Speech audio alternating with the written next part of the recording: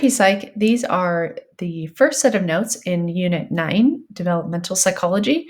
This is Module 45, Developmental Issues, Prenatal Development, and the Newborn. So before we jump in here, essentially what you're going to see throughout this unit is development from conception, which is where we're going to start today, all the way to the end of one's life. And we'll kind of focus on three main themes. So we'll talk about physical development, cognitive development, and social development as someone grows.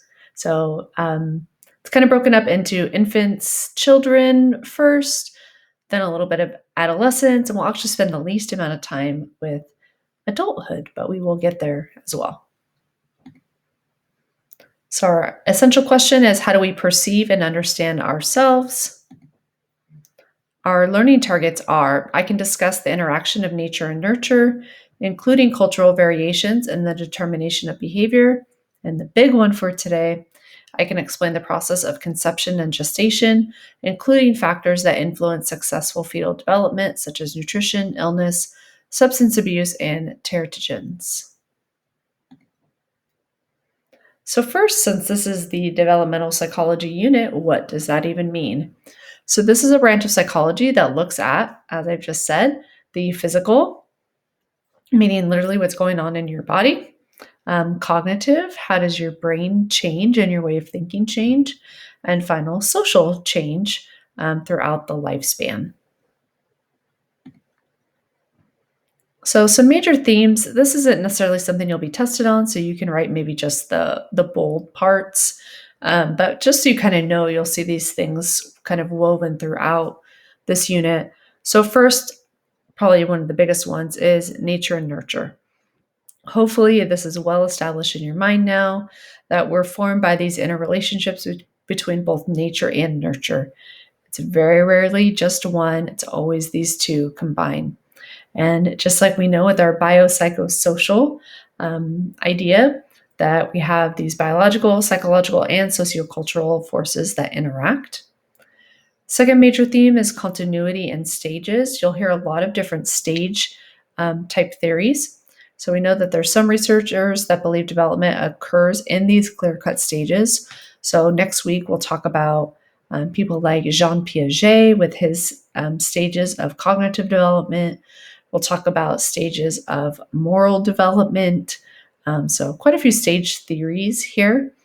But there's other psychologists that see development as more of a slow, continuous shaping process, that it's not so clear-cut. And then finally, this idea of stability and change. What traits, what things about us stay persistent throughout our life, and what things don't. So I love starting this unit with this question. What age is your ideal age? Meaning, if you could be one age, get there and just stay there the rest of your life, whatever that looks like, what age would you choose to be and why? Go ahead and explain. So no matter what you said, there is no right or wrong answer, but I'm going to give you some comparisons of when other people have been asked a similar question. You do not need to write this down, okay? So a couple different surveys. So in one poll, a Harris poll of just over 2,300 Americans, they were asked a similar question. If you could stop time and live forever in good health at a particular age, what age would it be? And then you can see here how old the person was when they took the survey, and then what age, the mean age that they said. So 18 to 24-year-olds that took the survey said they'd like to be 27. 25 to 29-year-olds said they'd like to be 31. 30 to 39-year-olds said they'd like to be 37. 40 to 49-year-olds said 40. 50 to 64-year-olds said 44. And 65 and older said 59. So I'm just going to take a guess. The most frequent ages I hear when I've polled my students over the years asking this question, if I had to bet money, I would bet that you said somewhere at least 21, between 21 to 29 is the age range I hear most. 25 is usually kind of the sweet spot that a lot of students choose. But when looking at this, you can see that in each of these age groups, What I find interesting, maybe because I'm now when I first started teaching, I was down here, actually down here, I was 23. Now I'm up in here, I'm 42. Um, what I find kind of interesting is that as people get older in the 40s, 50s, 60s, etc., none of them say their 20s. They don't even say their 30s. Okay. They move into the 40s and 50s. And for me, that's where I am in my life. It's a little bit comforting. Like, all right, there's still some good stuff ahead. If people don't want to go back to their 20s or 30s, I wouldn't really want to go back to my 20s or 30s either. 40s have been pretty good outside of 2020, early 2021 here, COVID related, but that has nothing to do with my age. Another similar survey, more than 1,000 adults were asked a similar question. Most responded, regardless of their actual age, that they feel and act as if they are in their mid 30s. And both men and women wanted to be about 32 years old for their average. I think in US culture in particular, we have a huge emphasis, or what's seen as more positive, to be younger. But there's something to be said about being older. There are some definite benefits as well, if any of you pick those upper ages too. So we're going to start with prenatal development. And when I say start, I mean we got to start at the beginning, at the very beginning. Don't worry, no sex talk, no birds and the bees, but y'all know kind of what happens here at the start is conception. All starts with a sperm and an egg. Okay. So conception is one of your vocab terms. So it's that moment a single sperm self fertilizes an egg. And you have the fusion of these two cells that, once fused, form what's called a zygote.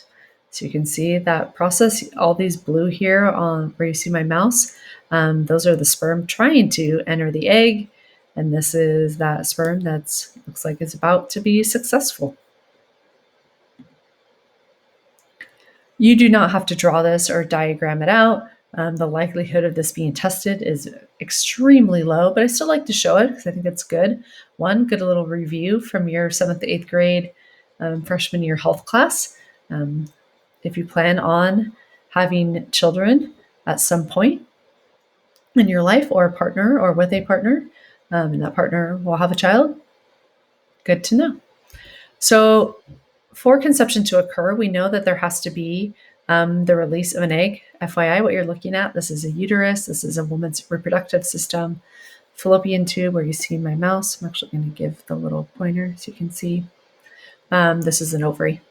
So inside the ovary are these eggs, and an egg is released about 14 days into a woman's cycle, menstrual cycle. So day 1 is the first day of her period.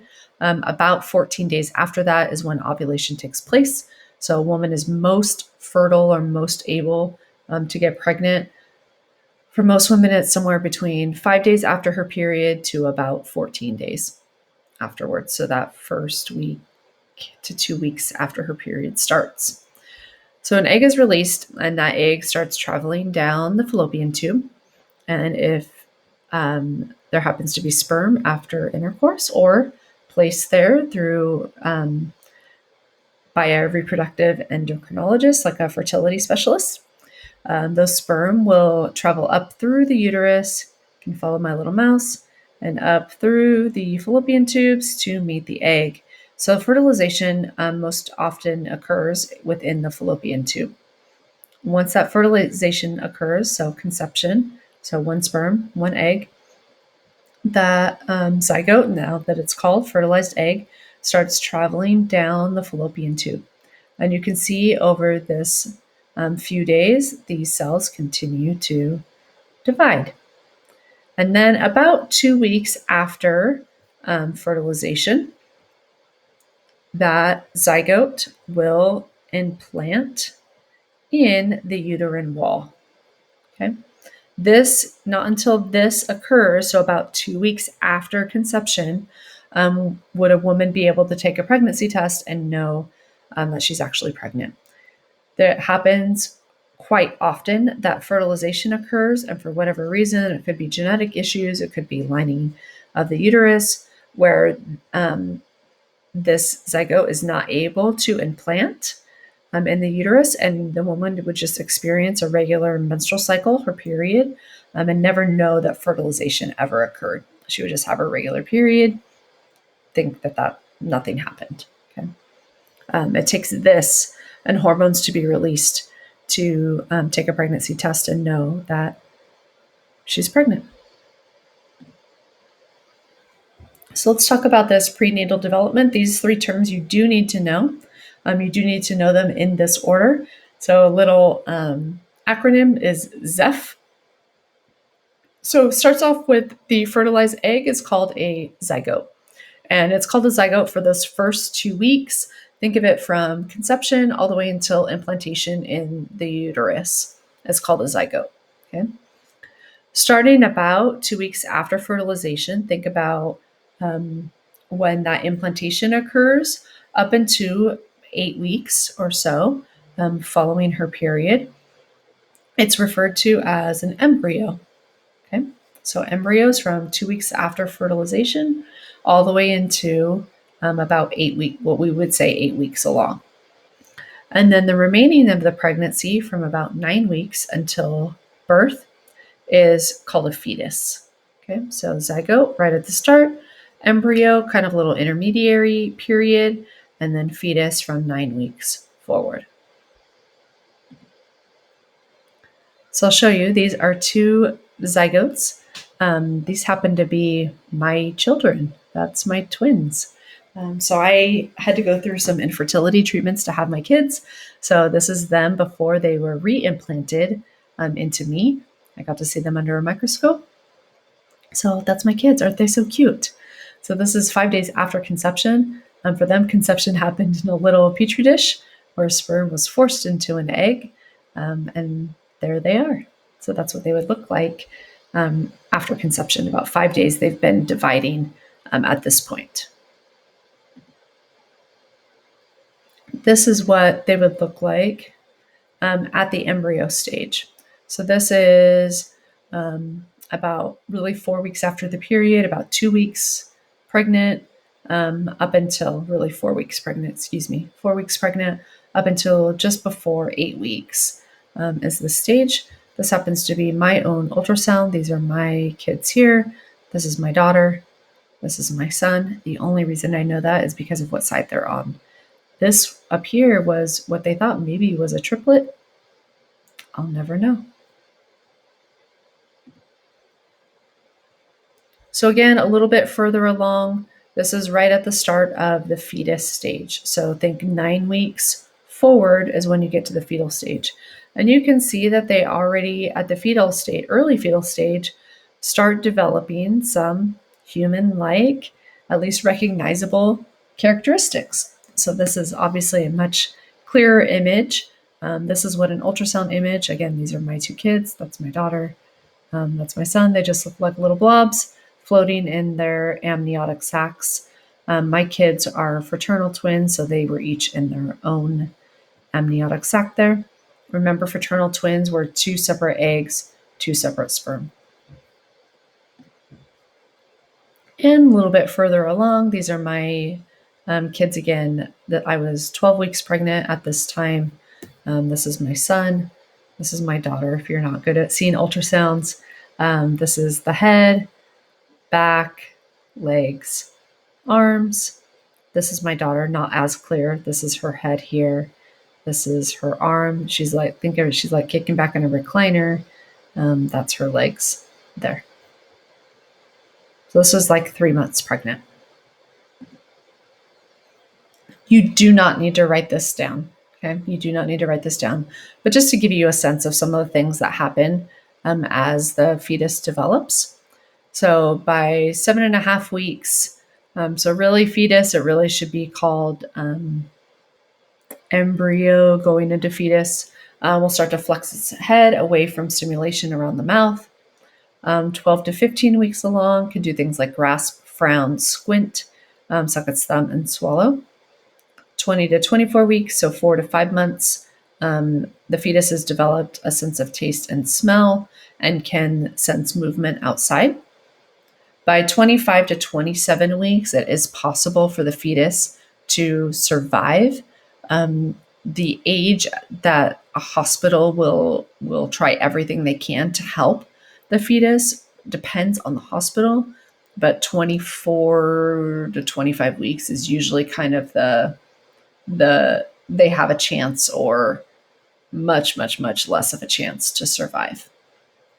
By 32 weeks, by this time, their odds are very good if they were to be born at this part of development. Just so you know, normally full fetal development is about 40 weeks. Okay. By this time, their eyes are open in the uterus. They can see whatever they can see in that environment. They spend a lot of time sleeping. Their neural circuits in their brains are pretty highly developed. You'll see there's still a lot to develop, but they're still fairly developed.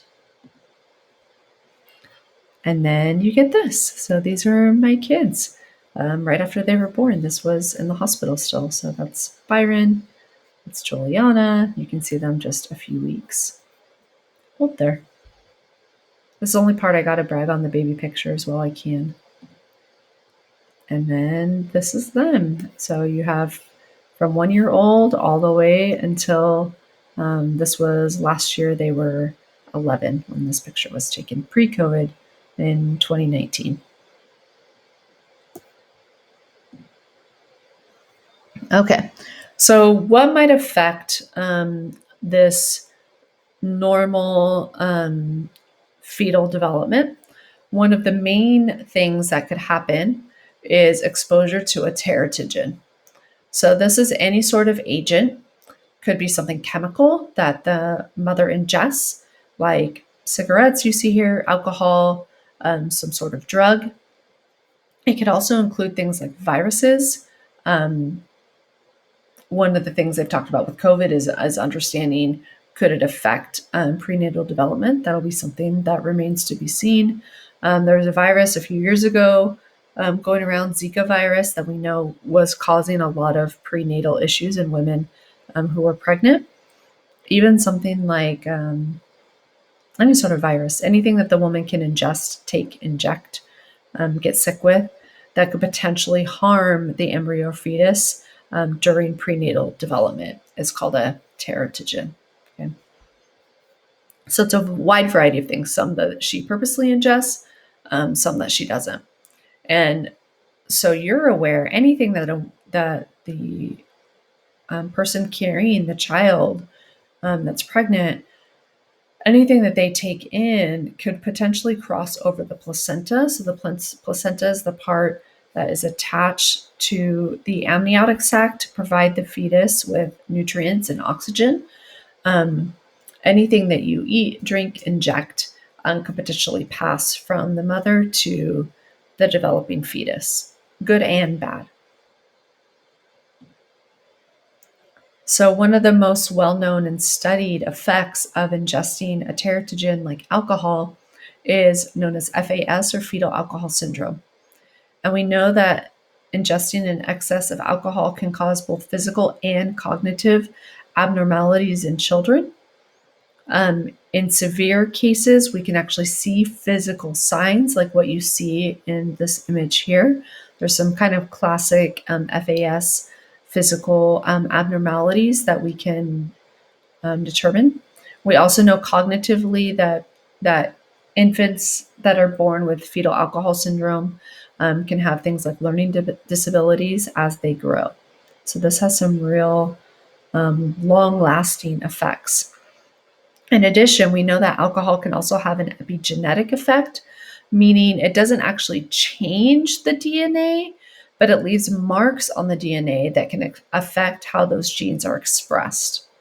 So epigenetic, remember, it doesn't actually cause a physical change in the DNA, but it can change how those genes reveal themselves as the child grows.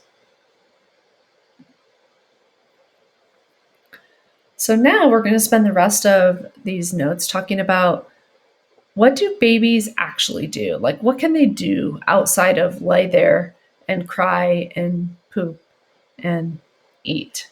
Okay, so what can babies actually do? And you're going to be surprised, like babies can actually do a lot more than we give them credit for. Maybe not this first thing I'm going to talk about, but some of the things I'll talk about after.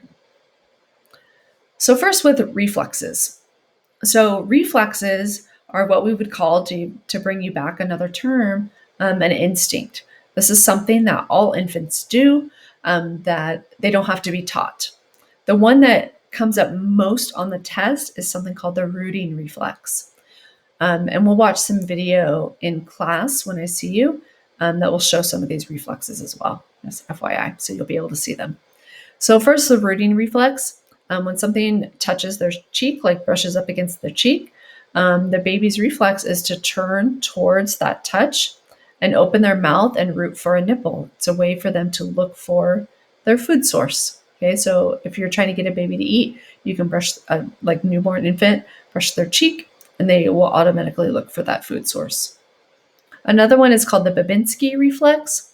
This is where when the bottom of the foot is stroked, and you'll see this in the video, the toes kind of flare out, like spread out, and then curl back in. Another one is called the plantar reflex. The toes curl in when the ball of the foot is pressed down. And then a final one, you'll see all of these, is called the stepping reflex. So if you take even a newborn baby, and you hold them over a flat surface where their feet are like just above ground, they actually move their feet up and down as if they're walking. Okay?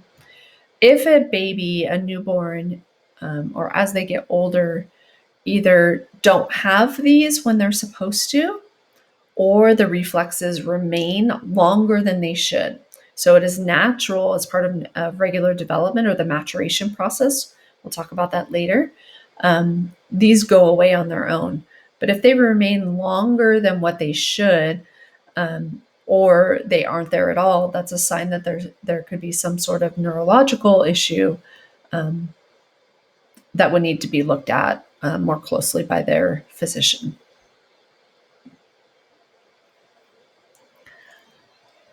So, in order to answer this question, what can babies see, hear, smell, or think? Okay. If babies don't have language yet, which they don't start developing language, if you remember from our very first unit, until about a year old or so. If they can't tell us what they're thinking, what they smell, what they see, what they hear, how do we know? Okay. One way it's tested is through using habituation. So we know from our learning unit that habituation is when we're exposed to the same stimulus over and over again, eventually we stop responding to it. Okay. So in order to understand what babies can see, hear, smell, or think, okay, if we expose them to a visual stimulus and we make account for or take note of how long they look at it or don't look at it or turn towards it or don't turn towards it, that tells us that they have some level of understanding of, hey, new, exciting thing I'm looking at, or why do you keep showing me the same thing over and over? I'm bored. Okay, so we're going to take a look at this. So it gives us habituation, gives us insight into what a baby may be thinking, seeing, noticing, etc. So I'm going to show you this video, okay, that shows habituation. I'm not going to show you the whole thing, but I'll show you enough trials of this. So they're going to introduce this infant to something that she has not seen before. And I want you to pay attention to, after each trial, how much less does she look at it before she gets bored, okay? And you're going to laugh. It is the most random object that they show her, but just go with it. Here you go.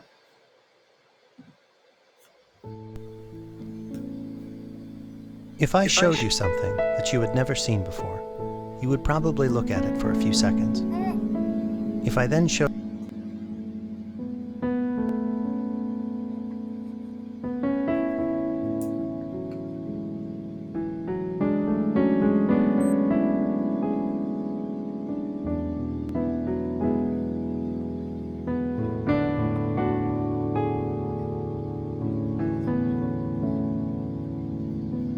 I'm going to fast forward this a little bit. Actually, it won't let me because then it won't on that slide. Never mind. Sorry, y'all.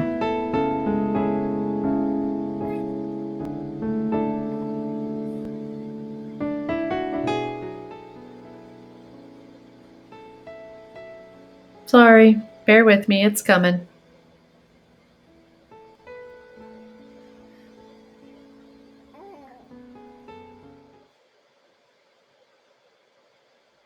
All right, here you go. If I showed you something that you had never seen before, you would probably look at it for a few seconds. If I then showed you that same thing again and again, however, you would tend to get a little bored and look at it less. Many people are surprised to learn that even newborn infants exhibit this tendency to habituate to a repeated stimulus presentation. Let's watch a 2-month-old's very first experience of looking at a jar of cayenne pepper.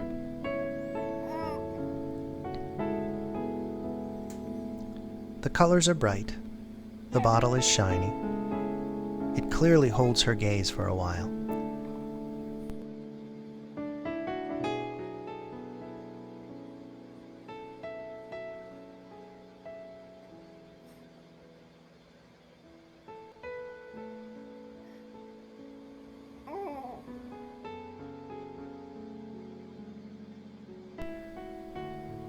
After about 32 seconds, however, she looks away. So notice that she looks away. That tells us she got bored. We can plot that on a graph. Don't worry, we're not going to watch all 5 trials, but I'm going to have as you we watch a couple repeatedly of them so present you can this see the jar. difference. After she looked away, I placed the bottle out of her view for about 15 seconds and then showed it to her again. Here comes the second time that this little girl ever saw a jar of cayenne pepper. She looked at it again, of course, but this time looked away after about 14 seconds. It still cracks me up that they showed cayenne pepper. Of all the things to show her, I'm going to show you this jar of spice.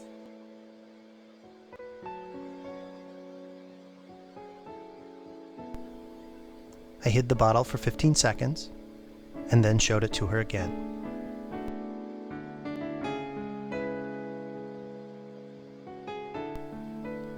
Now she only looked for about 6 seconds.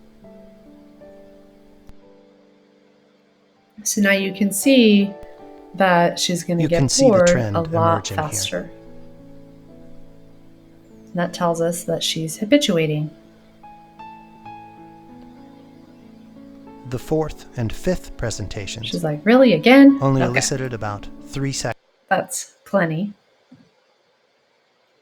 So my question is, if you were asked what are babies capable of, young infants, how would you respond based on what you've just seen? Okay, so hopefully you said something like they're actually able to think about more things than maybe you originally thought. Maybe not so much what the reflex is, but the fact that we can kind of measure what a baby is interested in based on whether they look at it or not, how habituated they are. We start to realize that there's more going on in their brains. And in fact, their brains are extremely complex from birth than we might give them credit for. And you'll see this more as we talk over the course of the next week or so when we're focusing on infants, that they're actually capable of quite a lot, more than you might think. So another way that we know what babies see, hear, smell, or think, we've learned that they prefer social responsiveness, that they tend to look longer at things that resemble human voices and faces.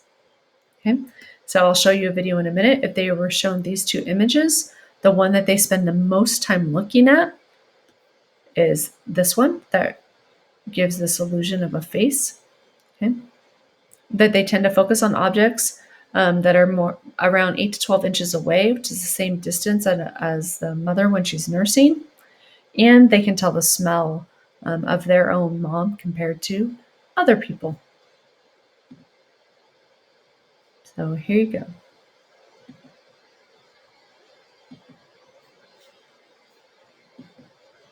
Okay, I know I had this video because I just had it up. Maybe not. Okay, so maybe I'll have you watch it Oh, there we go. I'm like, where's my video? I checked it. Okay, here you go.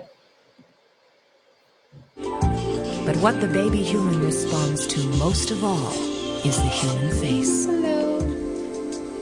Good morning. Heather is gazing at the most important face she's encountered so far. At 12 inches, what she sees are mainly contrasts of light and dark where the features are. But her clearest view is from 6 inches away, an easy distance to communicate love between mother and child. It seems nature has prepared the baby human from birth to pay attention to the face, as if saying, look carefully. Something that looks like this is going to be very important for your survival. Hi there. Okay, are you all set? At Daphne Morer's lab, Terry Lewis is part of a group studying the phenomenon of this attraction and how it develops in the first 3 months of life. Are you ready? 10-day-old Dylan is shown a card with 2 images on it. The right side has 3 blobs representing the rudimentary configuration of the human face. The left has the blobs inverted. Good looking. Very good. Dylan is drawn to the image that resembles the human face. But what is it that he's attracted to? Be careful, I might trick you. To find out, they show Dylan another card. Okay, are you all set? One side has the blurry image of a face, and the other side was created to represent only the light and dark contrasts of a face. Dylan prefers to look at the side with the contrasts of a face, which indicates that it's not the features themselves that the baby human reads at this age, but the areas of contrast created by those features. Hello. So what 2-week-old Heather is really fascinated with is the contrast between light and shadow created by her mother's eyes, mouth, and hairline. But she doesn't know yet what they mean. Back at the lab, 6-week-old Devon is shown the same card. How about these guys now? Unlike Dylan, he turns to the image that looks more like a face. The other image no longer interests him. So what happened in those 4 short weeks that separate Heather and Devon? Researchers believe that this is when the baby human's higher brain centers, which are sensitive to visual stimuli, take over. And that is what's directing Devon's gaze and begins to give meaning to what he sees. Okay, so my question for you is, if we know, especially as infants get a little bit older, they're much more drawn to images that resemble faces. Why do you think that is? So the bigger question that I have posed for you here is, why do you think babies are more socially responsive? Why do they respond more to faces than to just light and dark contrasts as they get older? Now go ahead and respond.